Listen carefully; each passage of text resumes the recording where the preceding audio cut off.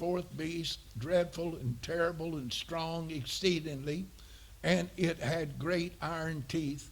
It devoured and brake in pieces and stamped the residue with the feet of it. And it was diverse from all the beasts that were before it, and had 10 horns. And I considered the horns, and behold, there come up among them another little horn, before whom there were 3 of the first horns plucked up by the roots. And behold, in this horn were eyes like the eyes of man, and a mouth speaking great things.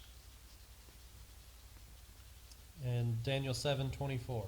And the 10 horns out of the kingdom are 10 kings that shall rise, and another shall rise after them, and he shall be diverse from the first, and he shall subdue 3 kings.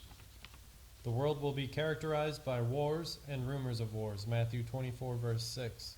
And ye shall hear wars and rumors of wars. See that ye be not troubled, for all these things must come to pass, but the end is not yet.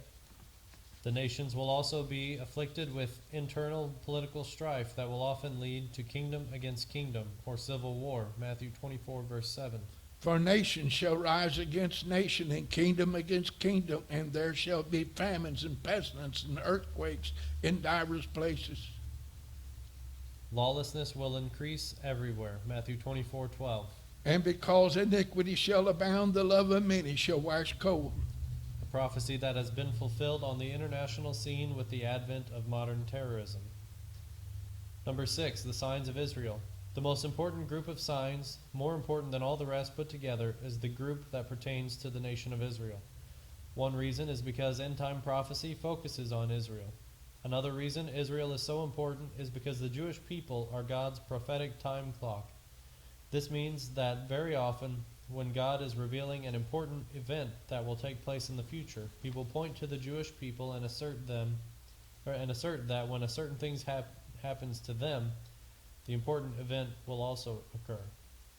An example of this principle is found in Luke 21:24, where Jesus told his disciples to watch Jerusalem.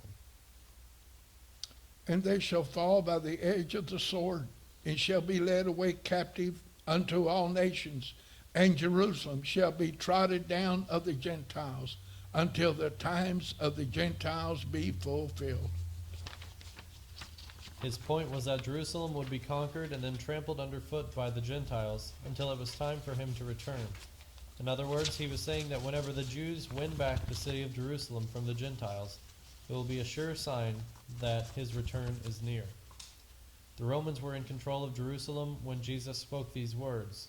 They were succeeded by many nations and empires until June 7, 1967, when the Jews finally regained sovereignty over the city of Jerusalem for the first time in 1897 years. The super sign. There is a decisive super sign that overshadows all the ones mentioned above, and which clearly indicates that Jesus is at the very gate of heaven preparing for his soon return. That sign is what could be called convergence. What it means is that for the first time in history, all the end-time signs of the Lord's return have converged. None are missing. This means we are living on borrowed time, and the crucial question for all of us is, are you ready for the Lord's return?